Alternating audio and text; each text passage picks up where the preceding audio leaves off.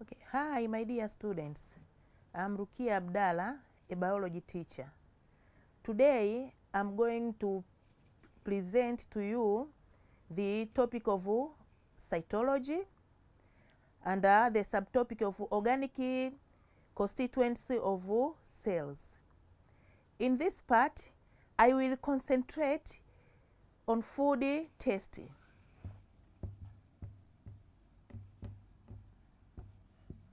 Food test, particularly to report writing. Most of students do not know how to write the report for food test. That is why I'm here to share with you the ways and the procedure for writing the proper report concerning with the food test. But before doing anything here, it is better to discuss the principles followed in writing the report for food test.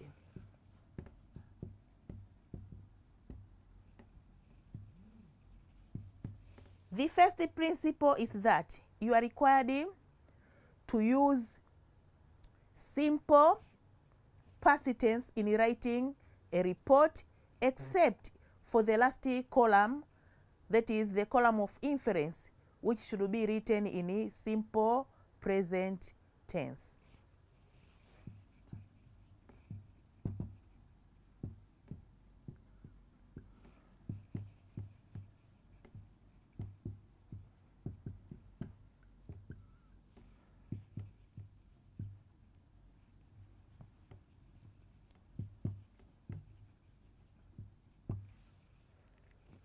For example, you may say that 2 cubic centimeter of, let's say, solution A were poured to a clean test tube, followed by addition of 2 drops of iodine solution. Observation. For example, you may say blue-black coloration was observed in the test tube containing solution A. Therefore, here, column number 2, column 4, procedure, column 4, observation, has been written in a past tense. But the last column of inference, simple present tense, is used. Why? Why the last column should be in a simple present tense? Why? Think it. The reason behind is that, for instance, you are doing that experiment today in a certain specimen. Let's say our specimen is onion. Then, if you observe that the specimen contains starch today, then even if another scientist may come, let's say, after 20 years, still the results will be the same. That is why we are using present tense for the case of inference. But why are we using simple past tense in procedure and observation? Why? Think it. We are using past tense because, first of all, you are required to conduct an experiment. After doing the experiment, you sit down and you write the report. That is why that report should be written using past tense. I think you have understood here. Now, let us go to principle number 2.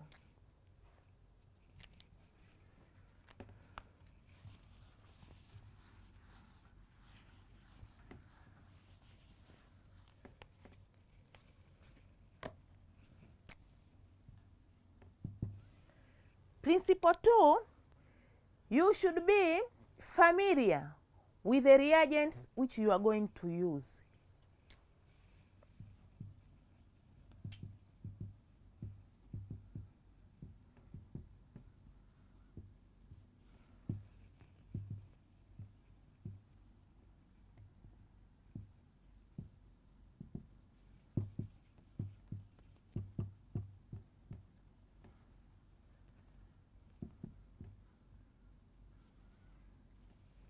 You should be familiar with the reagents which you are going to use in each test.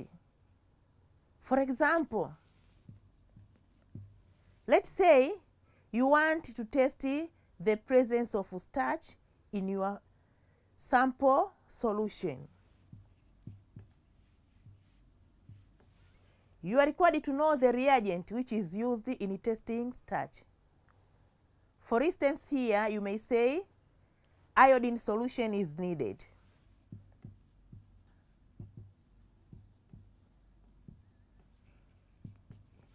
Or let's say if you want to test the presence of reducing sugar.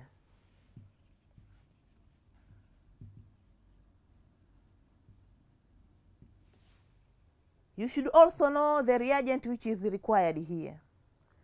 For instance, you may say Benedict solution is needed.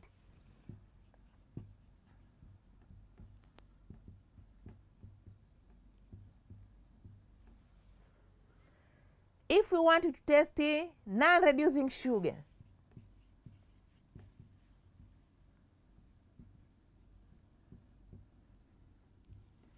you should also know the reagents which are needed there. For instance, in that case, you need dilute hydrochloric acid. You also need sodium hydroxide solution.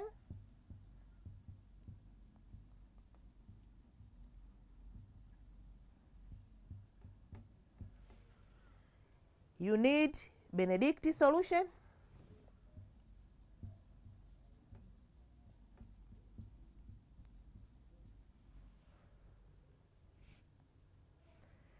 And if you want to test the presence of proteins, you should also know the reagents which are needed there. For example, sodium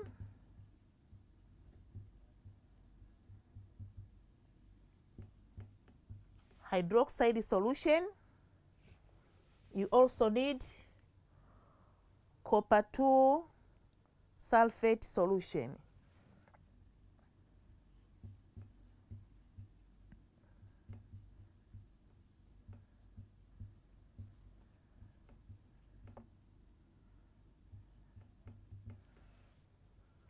Let's say if you want to test the presence of lipids,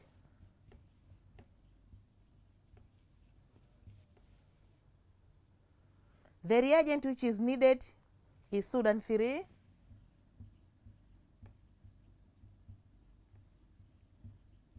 solution. Why is it important to know the reagent which is needed in each test? Why? Think it. Why should you know the reagents needed in each test?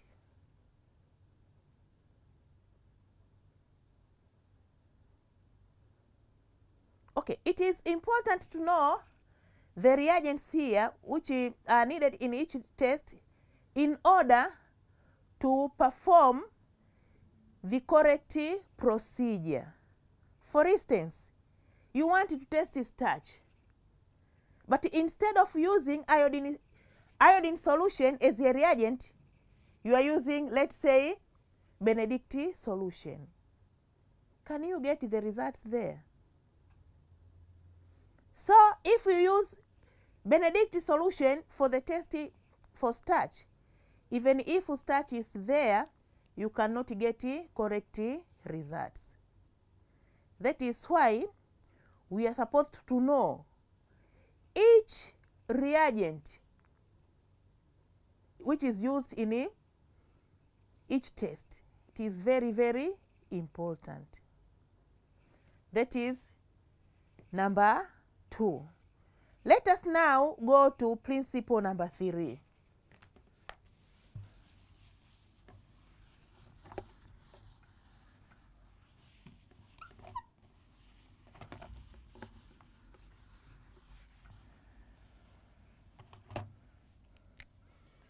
Number 3, you are required to be familiar with the color of each reagent.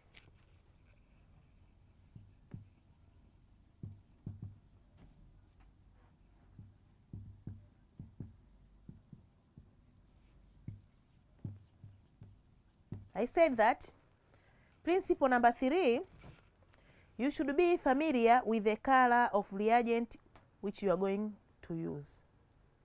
For example, the color of dilute hydrochloric acid, that is colorless. The color of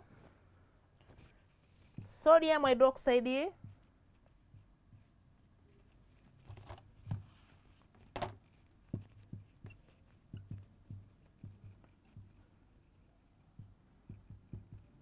hydroxide solution, which is also colorless.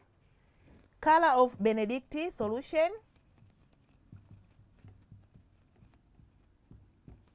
blue.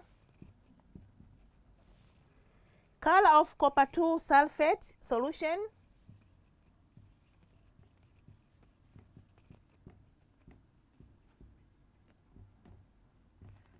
which is also blue. Color of iodine,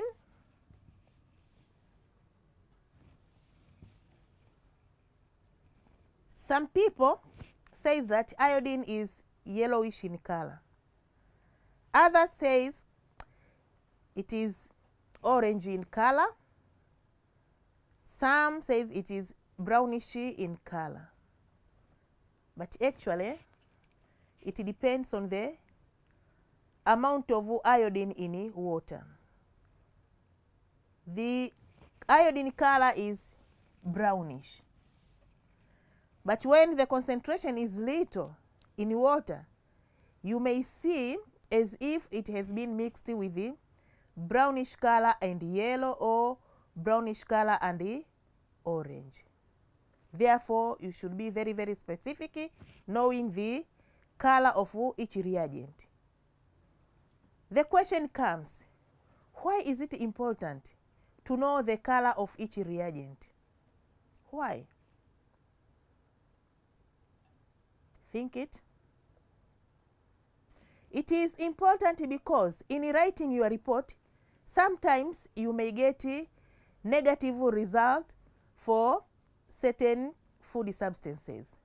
For instance, let's say you have been tested starch and you observed that starch was absent.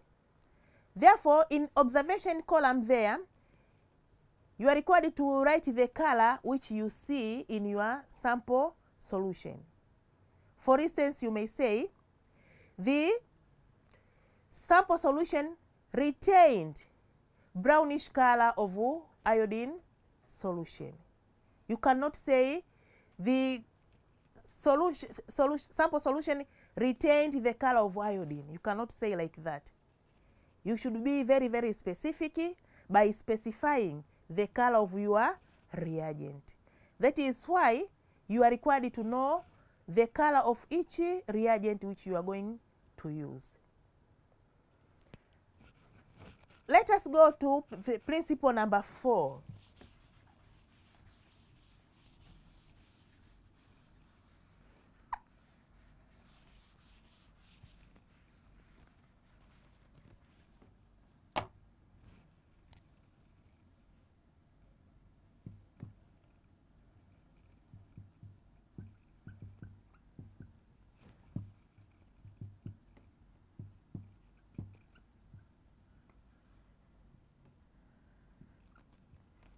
You are required to be familiar with the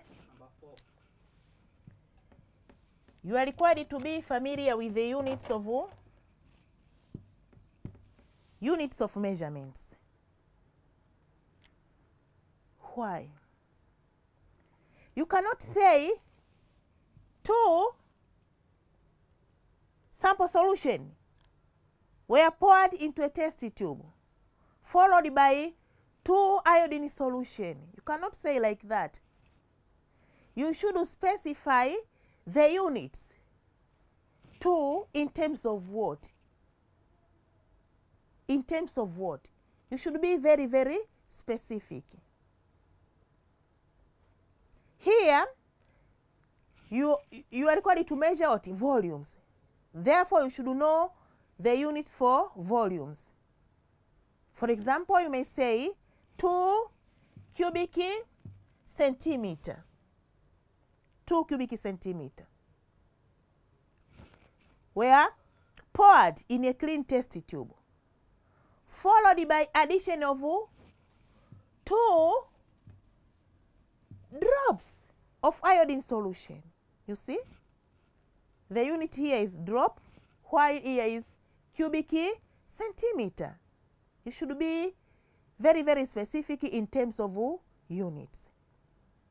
We know the SI unit for volume, it is liter. Liter. But you cannot take a liter of sample solution and pouring in a test tube. You are required to use little amount of it. The little amount of it should be milliliter.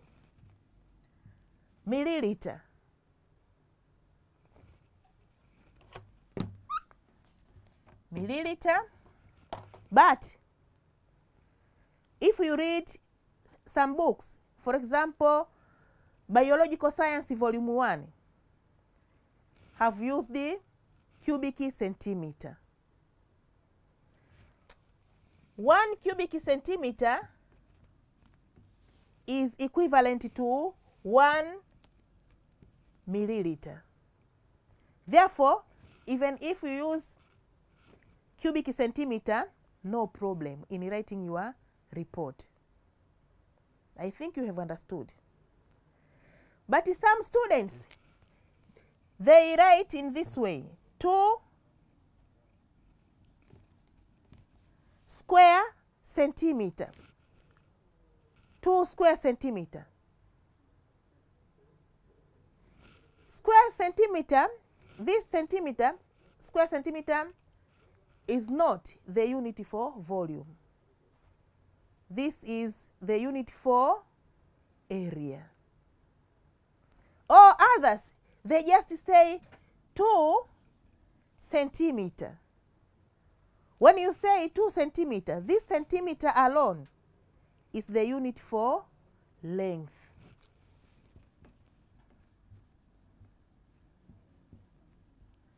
Therefore, you should be very specific to units. You should specify which unit are you going to use for the case of volumes. I think you are clear with the point number 4, familiar with the units of measurements. Apart from that,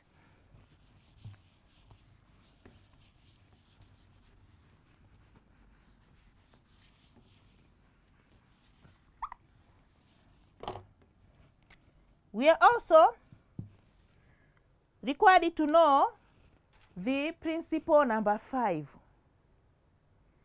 Principle number 5 is you should be familiar with the procedure which you are going to use in each test. How you are going to go about. You should be familiar with the procedure of testing each food substance.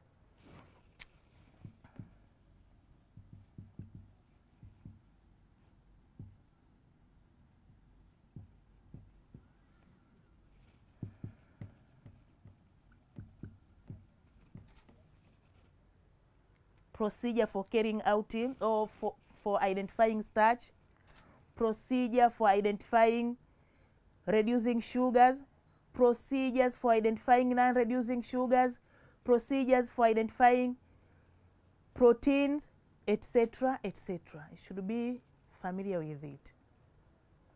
Therefore, these are the principles which should be followed in writing report in food tasting.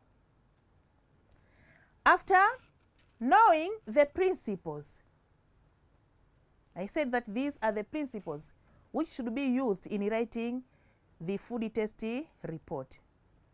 Let us now go to question number 1. Let us go to question number 1. Question number 1 is this one. You have been given specimen A. You have been given specimen A. Prepare a solution from specimen and label it solution A. You have been given with this specimen A. You are required to prepare solution. And after preparing the solution, label it solution A. Clear?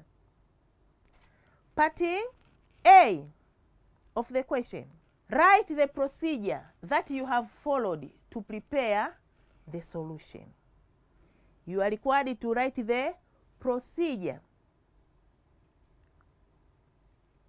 that you have followed to prepare solution. Clear? Therefore, let's say the specimen which have been given to you is an onion.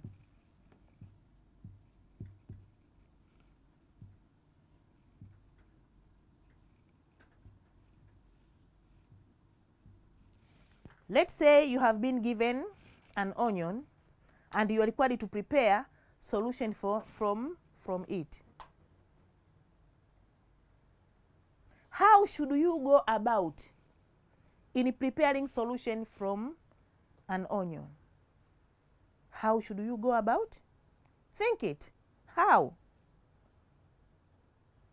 Or you can take the whole onion and putting in the test tube. How can you prepare? Okay, here you may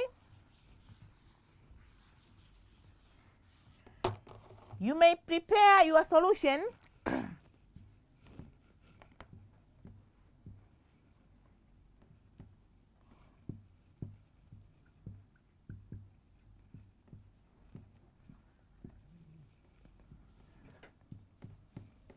first of all.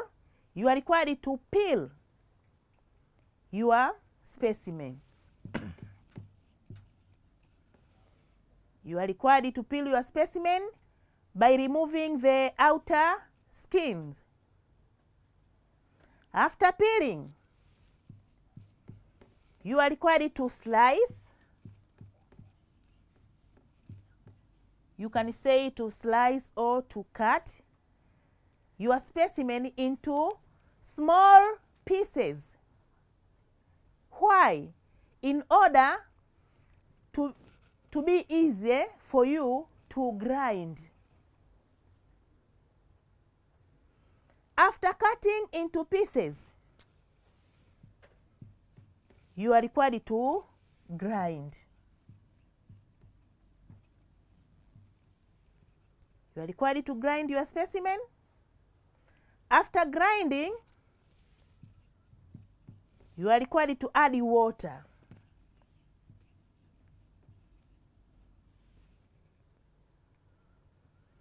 After adding water,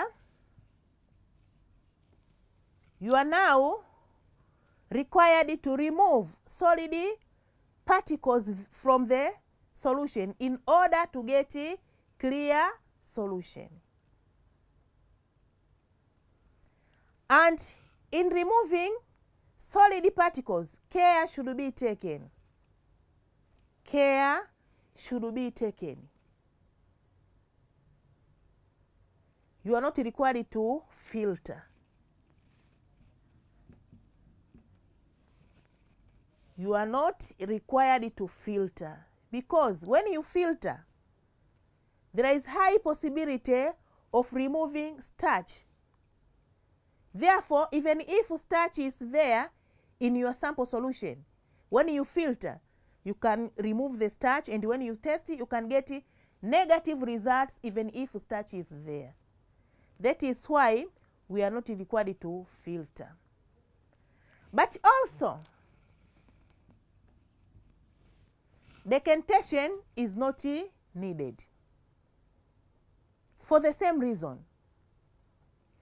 I think you know the procedure for decantation. First of all, you leave your sample solution there to settle down. After settling down, then you decant. When the solution settles down, all the starch will be on the bottom of your container.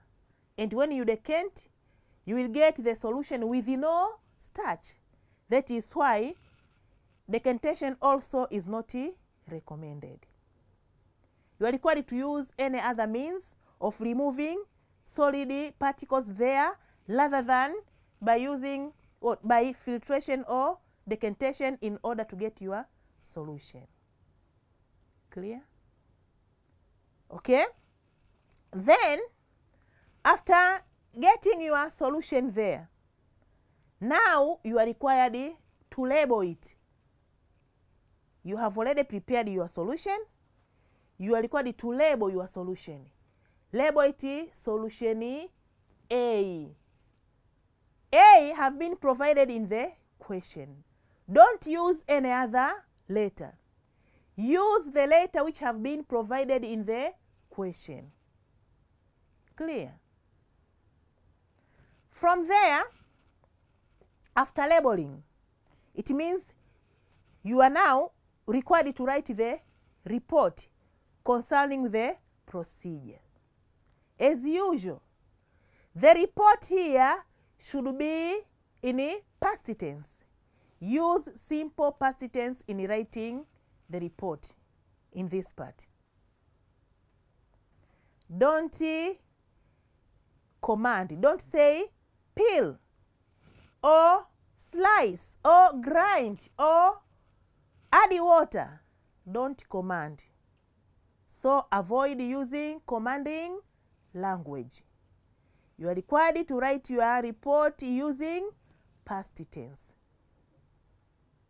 For example, in procedure 1, you may say specimen A was peeled. Specimen A was peeled and then sliced into small pieces. I think you know the way of using past tense in this part. Then, let's say you are through with writing your report. You have already labeled your solution. Then what next? Obviously, you are required to go to part B of the question. Part B of the question is this one. It says that use the given reagents to identify the food substances present in the solution. That is our part B.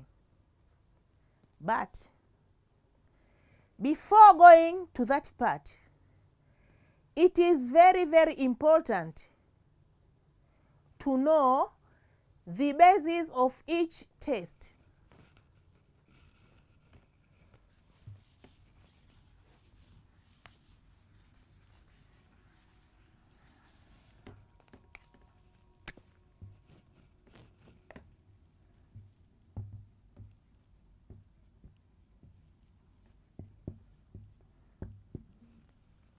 It is very important to know the basis of each testing.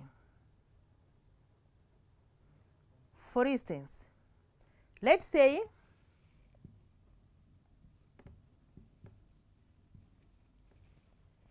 you know the procedure for testing starch. That means, for example, for the case of procedure, you may say 2 cubic centimeter of solution A were poured. You can use the word poured or put. You can say 2 cubic centimeter of solution A were poured or were put in a clean test tube, followed by addition of 2 drops of iodine solution. You know the procedure.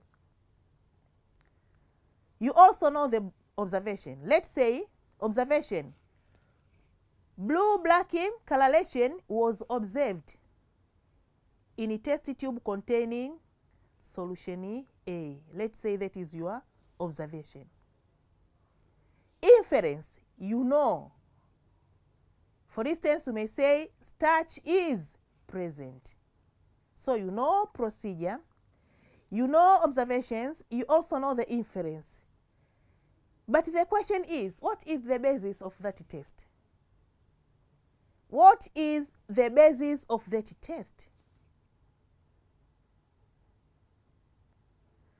Here, the basis of test here is that when iodine solution is applied, the iodine reacts with the starch. It reacts with the starch, the iodine solution which is there, reacts with the starch and forms the polyiodide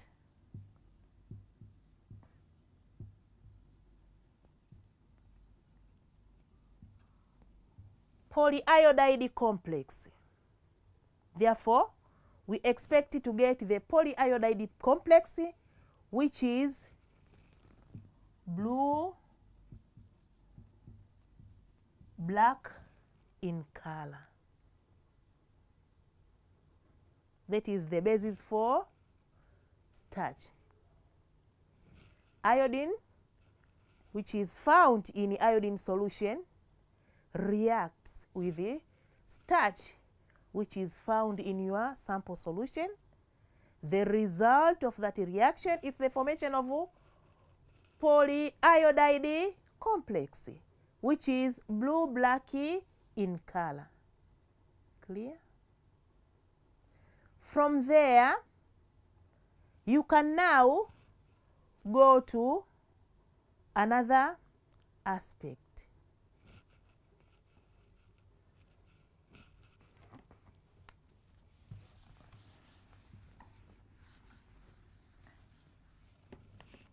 Now, we are going to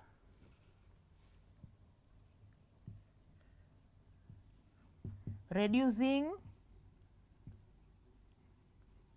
sugar.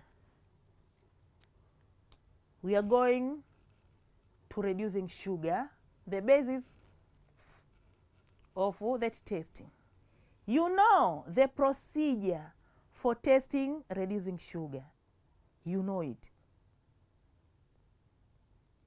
You know that you should have your sample solution and your reagents together with the source of what? Source of heat. For instance, in that case, you may say that 2 cubic centimeter of solution A were poured in a clean test tube.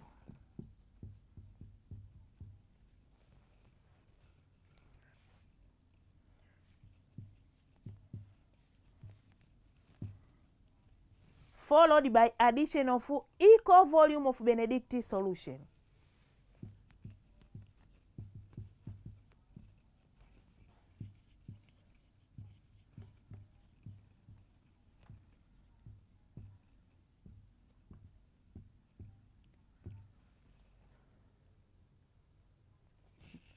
That is the procedure. You are familiar with it.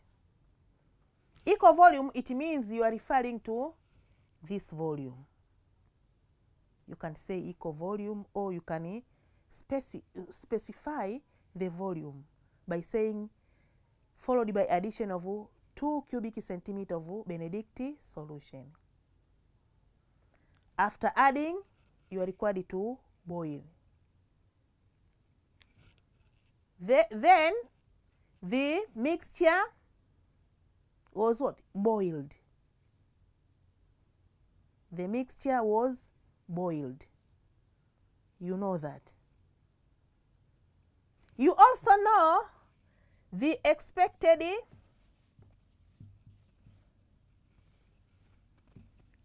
observations. You know the expected observations. Here, you expect 2 things. Whether to get a positive result or to get negative results. If sugar, reducing sugar is there, you can get positive results. If reducing sugar is not there, then obviously you can get what? Negative results. For instance, let's say in an observation you observed the series of color change. A series of color change from the color of reagent, that is blue, from blue to green to yellow to orange up to brick ready precipitation. Let's say you have observed the series of color changes there. You know the way of boiling. You know you are not required to boil continuously until reaching brick ready. When you boil continuously, obviously you cannot see the series of color change. You can see only blue color and the brick ready coloration. You are required to boil for a while, then you remove it. You boil again, you remove. You boil, you remove. By doing that, you can see the series of color change. I think you know it. But my intention is not that. My intention is not that to introduce to you on how to conduct that procedure, because you know. I'm interested with the basis of that test. I'm interested on this part. Therefore, here, I said you expect to get the series of color change, which ends to brick ready coloration. It depends on the concentration of reducing sugar which is found in your sample solution. If reducing sugar is little, you cannot get brick ready coloration. Therefore, as concentration of reducing sugar increases, you also increase the chance of getting brick ready. Clear? What is the basis of that test? You know that reducing sugar, you are using Benedict solution. Benedict solution, one component of Benedict solution is copper 2 ion. It is made up of copper 2 ion. Therefore, when you apply Benedict in your sample solution which contains reducing sugar, then reducing sugar reduces copper 2 ions into copper 1 ion. Copper 2 ions, blue in color. Copper 1, brick ready in color. And this one is brick in color, brick red. But I said that it depends on the concentration. Sometimes you may get the intermediate sort colors. So why are you getting the intermediate colors there? You know the function of reducing sugar. Let's say you have your copper 2 ions, but you have little reducing sugar. When reducing sugar is little, it means some copper 2 ions will be reduced to copper 1 ions. And some copper 2 ions will remain in your solution without being what? Reduced. So you will have what? Mixture of copper 2 ions and the copper 1 ions in your solution.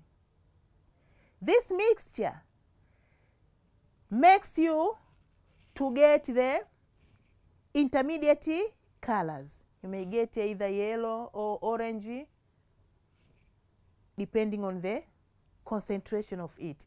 So that is the essence behind. Clear?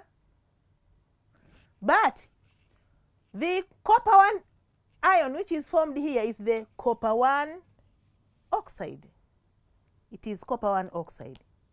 Therefore, from copper 2 sulfate, which is found in Benedict solution, is reduced into copper 1 oxide. Clear?